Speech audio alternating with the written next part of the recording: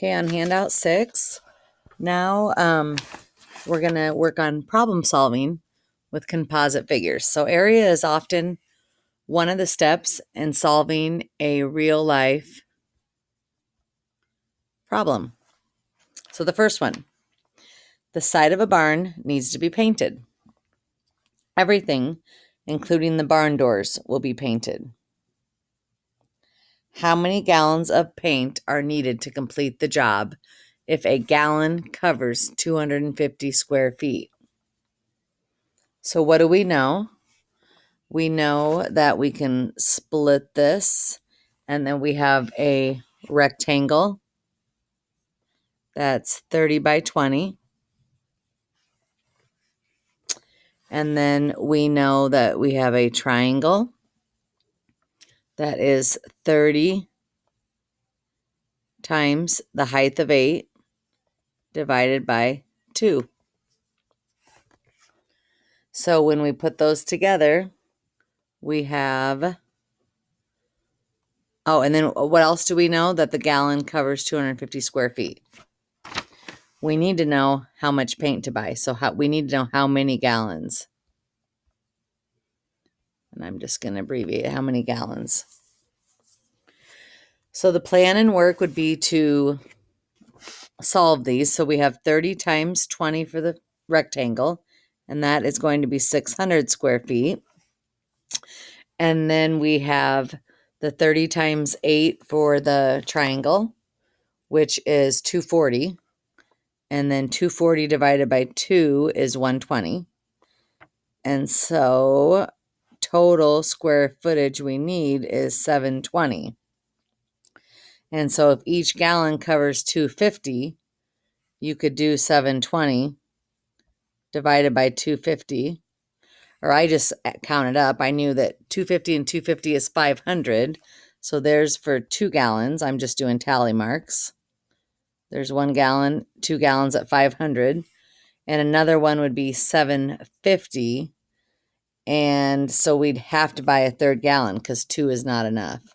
So we'd have to buy 3 gallons of paint. We're going to have leftovers, but then you can use it for touch-up. Okay, a bedroom that is 14 by 12 feet. And the hallway that's 8 by 3, so that's the dimensions, like the length and the width, are getting new flooring. So flooring is your area. Wood flooring is priced at $6.20 per square foot. How much will it cost to add the wood flooring? So the things we know are, let's say that we have a bedroom that is 14 by 12. And then you have the hallway, so I'm just going to draw a hallway here and never go by my drawings. And the hallway is 8, and then 3 is the hallway. So that really doesn't look very good because it would be a lot thinner. But we'll say the hallway is like that. I'm going to erase that. It doesn't really matter. Okay. So now we have the bedroom again. Okay. So we have the 14 by 12. We have the 8 by 3 foot hallway. And we know the price of the square footage. So we have to find the cost. So we have to figure out the square footage of the rectangle is 14 by 12. And then the hallway is going to be 8 by 3, which is 24. And then 14 times 12. I'm going to grab my calculator here. And that is 168. And so we add that to 24. And we get 192. So if we need 192 square feet, and every square foot is 620, we're going to times that by 620 times by the price per square foot. So we're going to get $1,190.40. And that's about right. And that's a pretty decent sized bedroom. It's not really tiny. It's not way, way huge, but it's a pretty good size. And the hallway. And so, yeah, the next time you're not careful with doing something in your bedroom on your carpet, think about how much it cost to replace it. Okay, I guess that was wood flooring, but still, same thing. All right, number 3. Mrs. Jefferson would like to wallpaper a wall in her guest room. She would like to wallpaper everything but the door. Each roll of wallpaper covers approximately 160 square feet, and it's $19.85 per roll. How much should she plan to spend on wallpaper? So the things that we know is the price.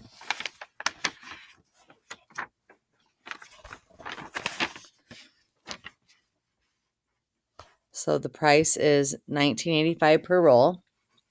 And we also know that it covers 160 square feet. And then we have the drawing. We need to know the cost because that's how much she will spend. So first of all, the whole wall is 12 by 18. So 12 times 18 is 216. And then we're going to take out the door. She's obviously not going to do that. So that's 21.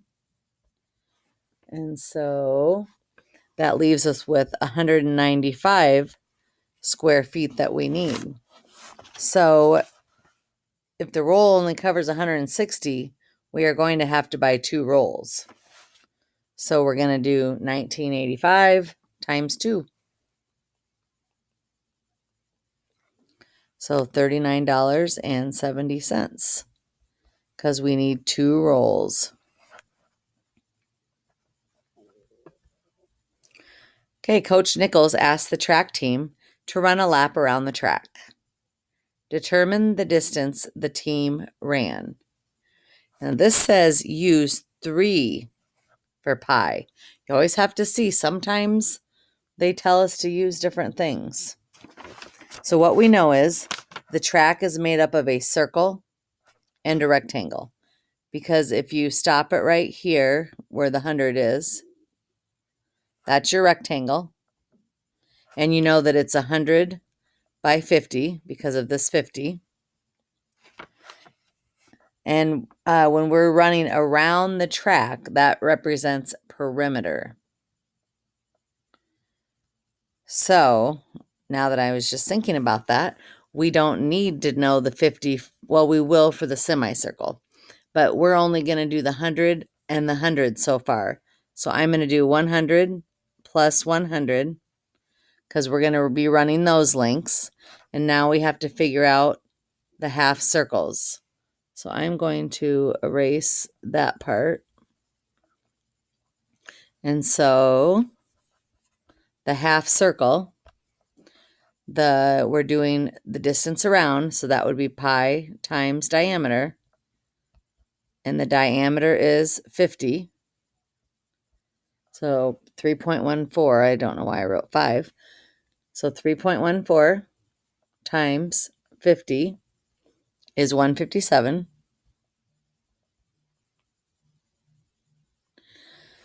And that would be if it was a whole circle here, which it's not. So we'd cut it in half, but then there's another side over here, so we just leave it as 157. So we also have to add 157 to that. So we have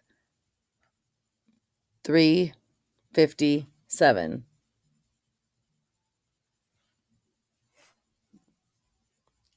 Oh, and see, here I didn't use 3 for pi. So technically we were supposed to, and they're doing that so you can approximate it. So if you would have used 3 for pi, you would have done 3 times 50, which is 150, because the answer key is 350. But I used the actual pi. They're just saying to use that so you can estimate and don't have to use a calculator. All right, now you go ahead and try the homework.